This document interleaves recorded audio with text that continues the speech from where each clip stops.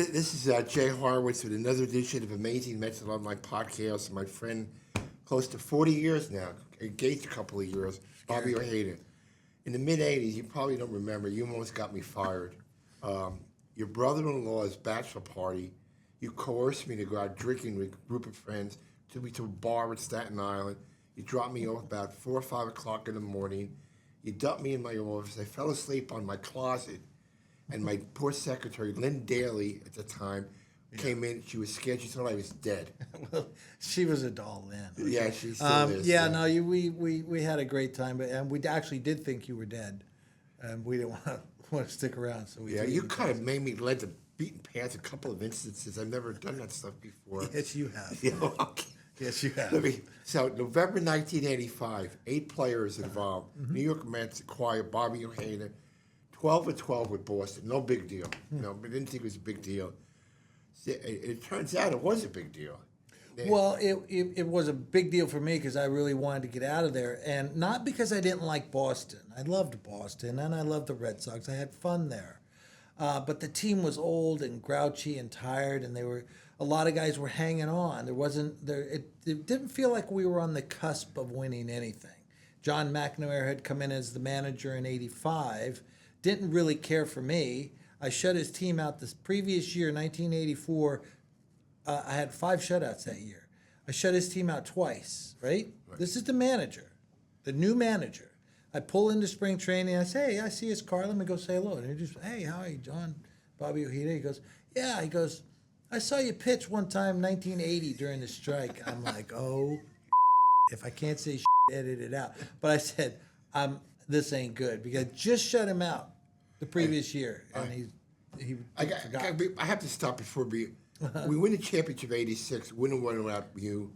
Probably haven't gotten the credit through the years you deserve. There's got to be a preface with that. So, see, you transformed 12-12 with a 4 ERA into exactly 4. Yeah. I looked it up. My memory's not that good. To 18-5 with a 2.57 ERA. Well, what happened? Well, I'll tell you, we were a much better team. We won 108. Yeah. But I had played. I was 5 years in Boston, and I was a veteran. I had some. I've had some good years there. I had shutouts. We were relatively a 500 club, so the record never really got sexy. The record was always a 500 or right around there. The previous year, though, that '85 year, I spent time in the bullpen. He wanted to make me a closer, John McNamara. I'm not a closer. That's a different animal. I don't have the nerve. I don't want to wear a cup every day. I don't want to wear spikes every day. I want to leisurely hang out for 4 days, pitch once every 5 days. So he wanted to make me a starter, reliever, closer. That didn't work. So my record sort of reflected an off-on year. Yeah. And I knew my time was up there, which was fine, and then the trade happened. I mean, how much of a difference did Mel Stottlemyre make for you? Huge. You didn't throw the ball 100 miles an hour, 90. You weren't Darlene or Doc or Sid. My pitch, my sexy pitch was my changeup, but what gets lost is that the only way I got away with the changeup was I pitched inside. I didn't hit a million people because that's not the name of the game. But you have to pitch inside. I pitched inside to the righties with my fastball with regularity. That was what set up the outside part of the plate. I could, like spring training of, what was it? It might have been 82. I was throwing 93, 94. But I had elbow issues my entire life. And I'm like, I'm not going to last at 92, 94. So I dialed it back to 90. Let's call it 90. And these are guns in the 80s. These guns in the 80s, if we had the guns of today, we'd, everybody'd be throwing 98. Guys are throwing a little harder, but I think the guns are different today than they were. I do think there's a little bit of a gun issue, radar gun. But when I pitched, I had to pitch inside, and that was the key. And Mel really drove that home. He confirmed what I had to do in Boston, and this gets lost because it's slightly technical, a little bit boring. A left-handed pitcher in Fenway Park is notoriously unsuccessful. Why do you ask? Jay, ask me why. Why, Why? Bobby? I'll tell you Why? why. Because they try to just pitch away to stay away from that wall. Pesky pole. Well, that's the other Okay. the other way. So you got a lot of right-handed Right. hitters. They all want to pull, right? Right. So lefty pitchers notoriously, instinctively, I better stay away. Wrong-o. Yeah. You got to go in, and you got to go in hard, and then pitch away. You got to go in hard, jam them, so they can't get to the wall, and then you get them out of the way because Fenway Park, as you know, center field over to right is a canyon. So you can let them bang it out there all they want. But Mel just confirmed it. He actually told me, don't change. You pitch inside. You throw the fastball inside because you had to in Boston. Me, Bruce Hurst, John Tudor, 3 lefties. We all threw very similar. Right. We all fed up. We got to get inside to open up the outside. So, and open. You can get them out with the sinker, get them out with changeup, whatever it may. I just happen to have a good changeup. But the only way it worked was learning how to use it once I got here, and Mel confirmed it. Don't change. So the Met team you came to wasn't exactly in last place. Matter of fact, Right. they won 98 games the year before, I think. Right. And 90 before. So it wasn't like you were go to a last place team. How much of a culture shock? You walk into the locker room and it's Doc, Darryl, Darlene, Kid. Did it take you time to assimilate, to be part of the group? Well, it took. What I did is I didn't say anything for 2 weeks because I really enjoyed my time in Boston, but I broke in. There was a lot of veteran stars on that club too, Right. but I was a kid. I came over here as a veteran, so I saw these guys, and quite frankly, I didn't know who they were.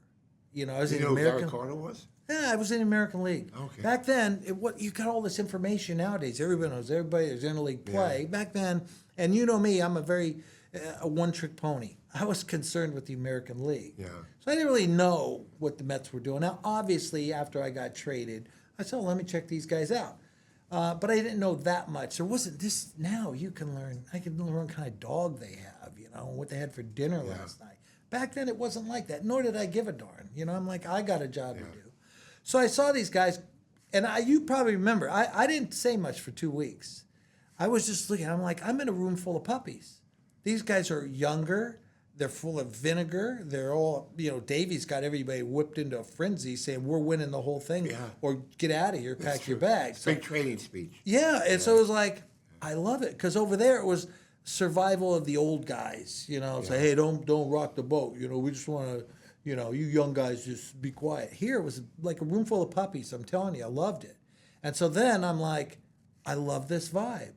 I embraced the vibe, and then began to get to know the guys and get to know what they were about, and I don't know if you remember this was one of the greatest dinners ever, perhaps the most important dinner of 1986 for me.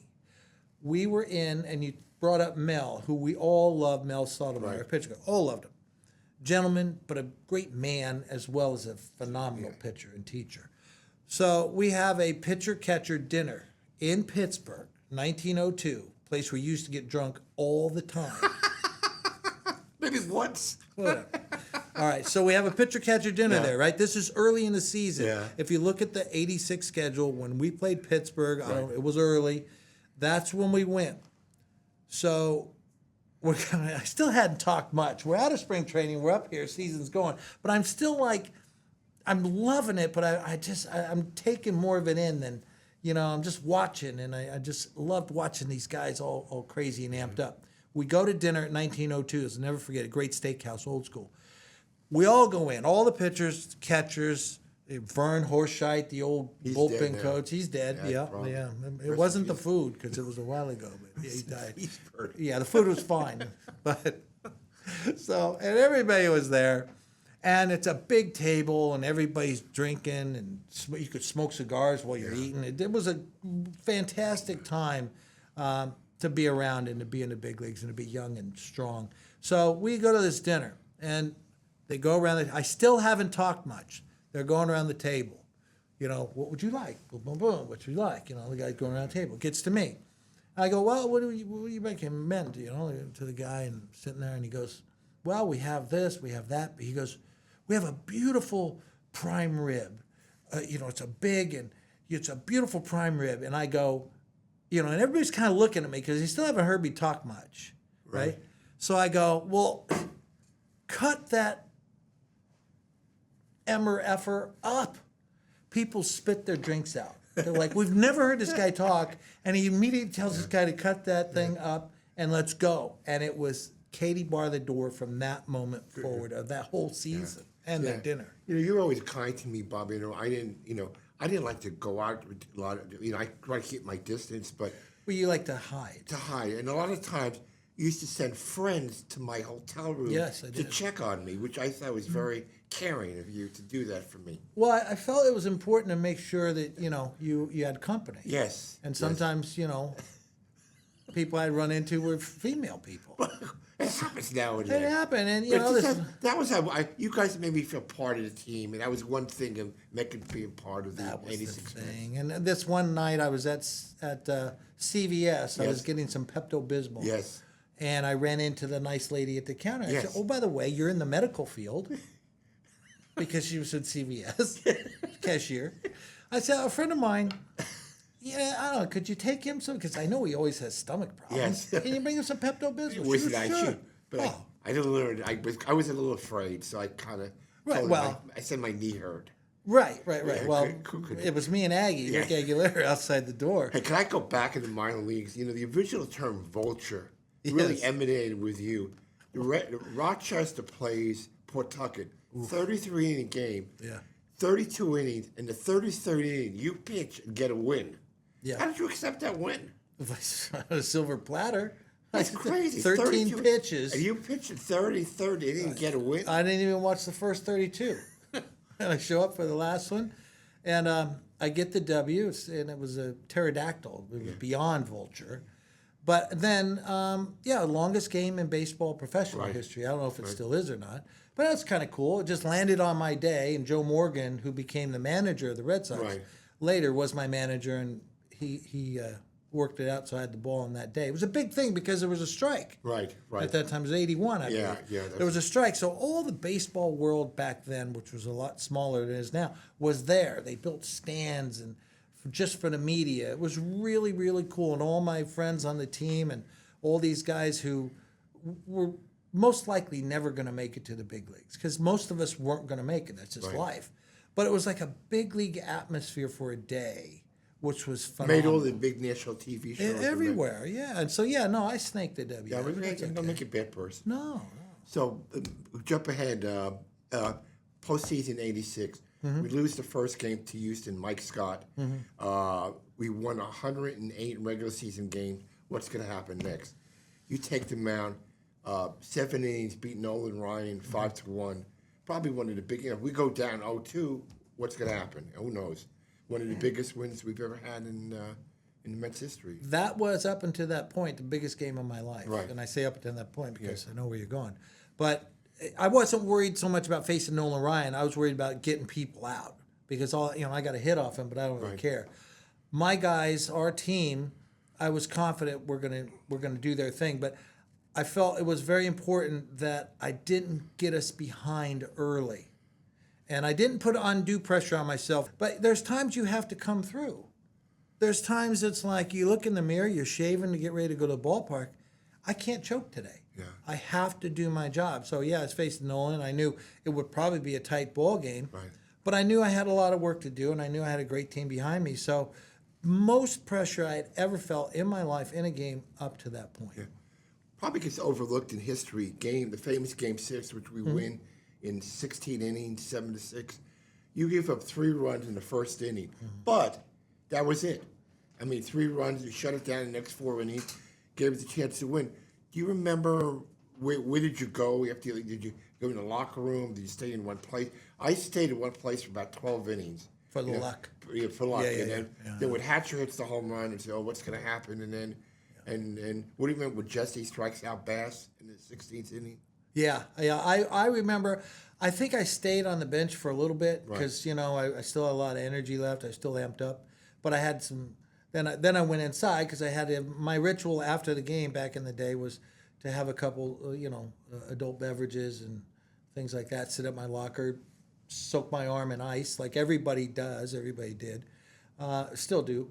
And then I was watching it, and then I believe I was watching it on the TV in the locker room, and then it happened. It was just It was we had the fear of Mike Scott. I remember it was looming over us. Looming over. He had one run, I think, in 2 games. Yeah. Maybe Mike scuffed the ball up a little bit. Maybe Hurricane Mike was coming. Yeah, We all knew it, and no one wanted to face him. Now we say that, and it's been said for years. We were afraid to face. Well, we never say we were afraid. Yeah. We were very, very concerned because all he had to do was say "boo," and we weren't going to get hit. Yeah.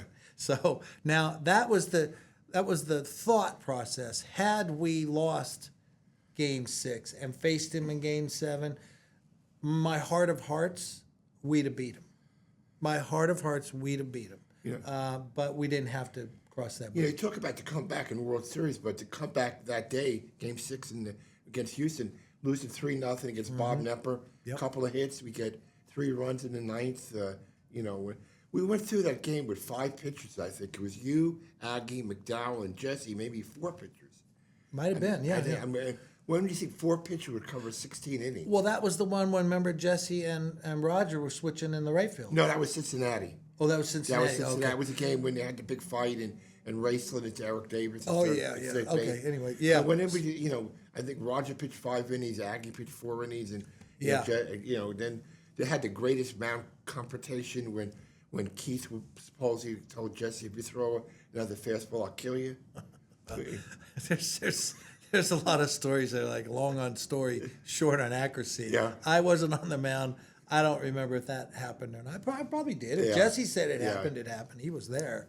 But yeah, it was an amazing job actually by Davey. When you have to move that many things around, and it's gut feeling at that point because you're off the charts. You got one of your closers throwing 5 innings. Are you kidding me? Right. You're in uncharted waters. And the only way it turns out that it's brilliant is if you won. If you lose, well, you suck. What are you doing there? Bad managing. So no, that was an amazing game. And like I say, had we gone to Game 7 and you knew that team as well as I did, we'd have won Game 7. We'd have found a way to beat Scott. We would have. So World Series, do you believe in the theory we had a hangover? We lose the first 2 games against Boston at home. No, they just took it to us. Yeah. We were a far better club, in my opinion, and I knew that club.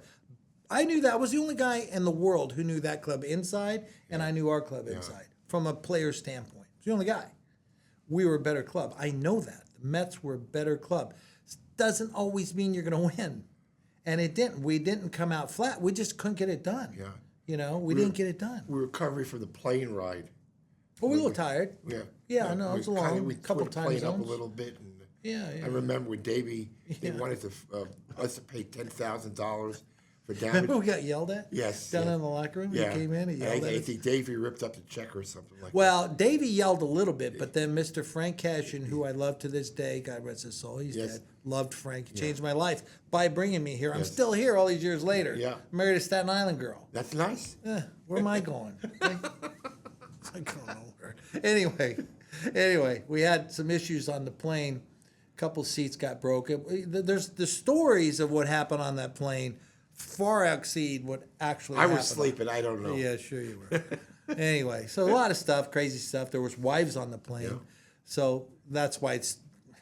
I have a lot of daughters, and you could one story starts and then it changes along the way. So stories change. It was a crazy plane flight, nonetheless. I know what you're saying. We were a little tired from that flight. I think, in a weird way, I'll tell you what's cool.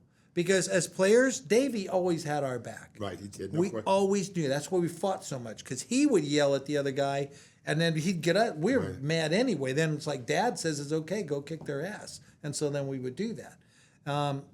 When Davey gave us a little slap on the wrist was one thing. But then, moments later, Frank Cashin comes in and reads us the riot act. Right? Right. Now, this is like when your dad, right? Your dad is Frank, and he's just on you. He's just on you, and Frank's and Davey's your mom, and then all of a sudden, Mom, Davey, steps in and goes, "Hey, stop it! They're good boys. Yeah. They're good boys. They got a little out of hand. What They're happens? Good boys. Happens. We'll fine them. We'll send him to the room, no supper, and then we'll go kick Boston's ass. And it bonded us again. Yeah. You have to have that to win in the postseason. You have to have your buddies, your teammates, who, even if you don't love everybody, become your brother for the year. We're brothers that year. And you fight together and you do stuff. So Davey brought us together in a backhanded way. I don't know if you remember, Davey had another brilliant idea. You had to have press conferences after when you go in a new city. Davey kept the whole team home in Boston. I think for you, maybe in Darling. And we used to you have to have a workout after game two. Right. Davey called off the workout to give us rest, and we had a press conference. So we lose the first two games. Mm-hmm. You pitch it at Fenway Park. You want to kick it behind, and you wind up going 7 innings. We win 5 or 6-1, I forget. How satisfying was that win for you? Biggest game of my life. Most important game of my life, obviously.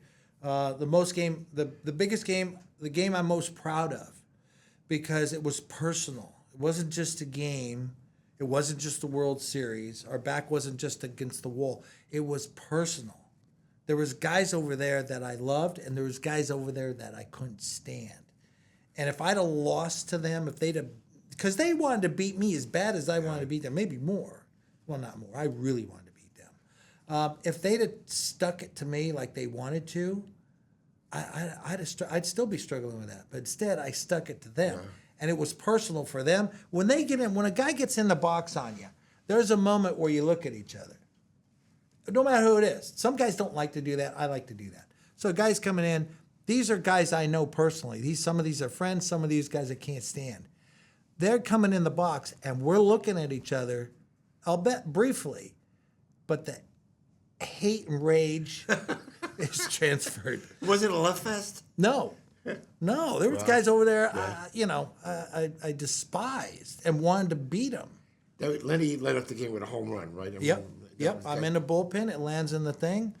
And that's good and bad because you get that lead early. It's my game now. Yeah.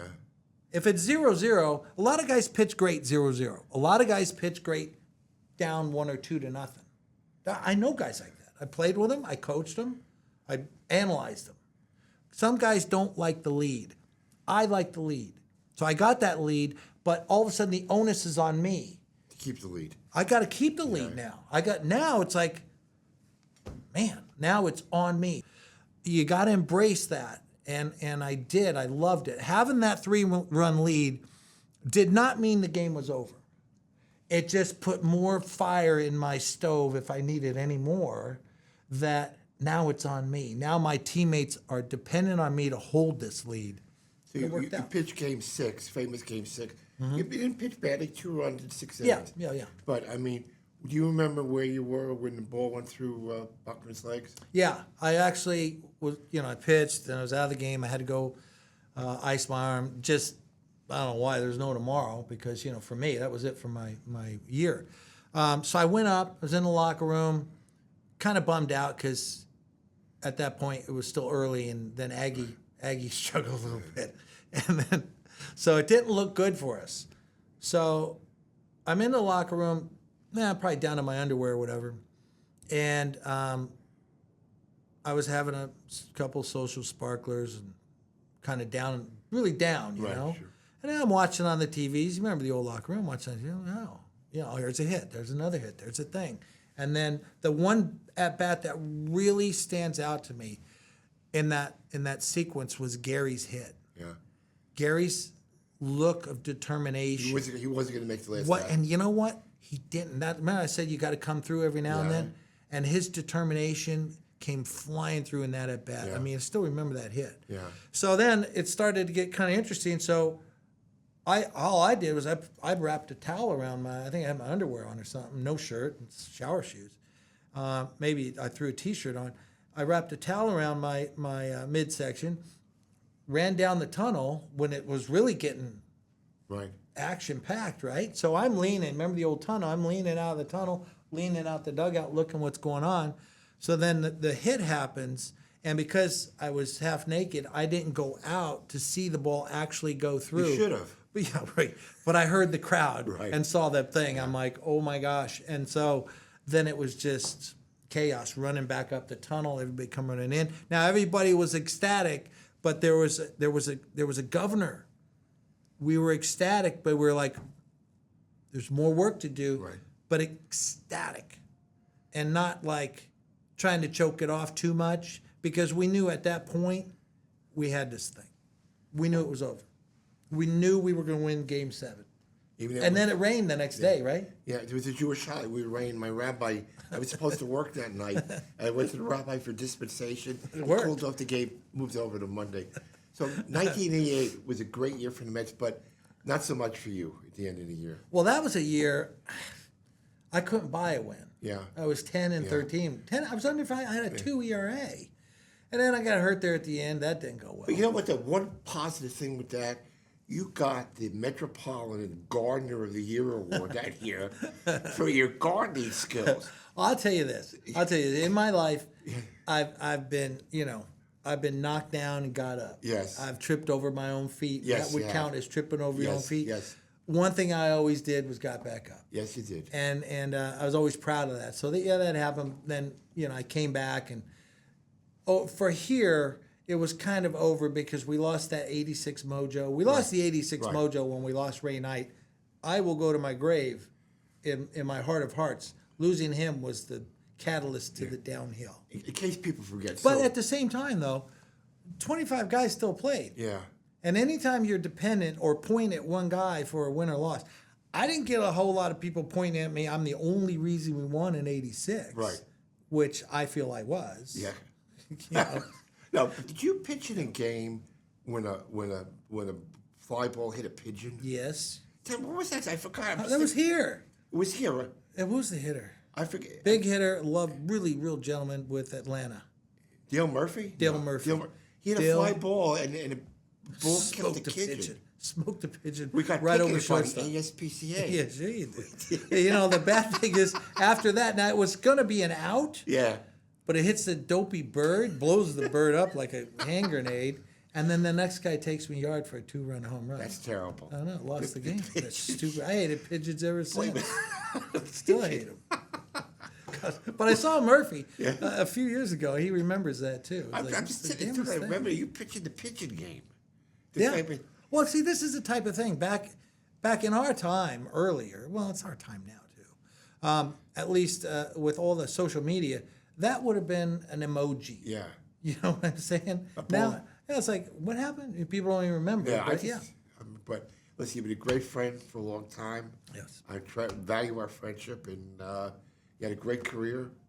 Yeah, Well, we're still here. He's still here, me too. But yeah. and hopefully we'll keep being friends. Oh, easy. Okay. Easy. Don't get ahead of yourself. Thanks for your time, my friend.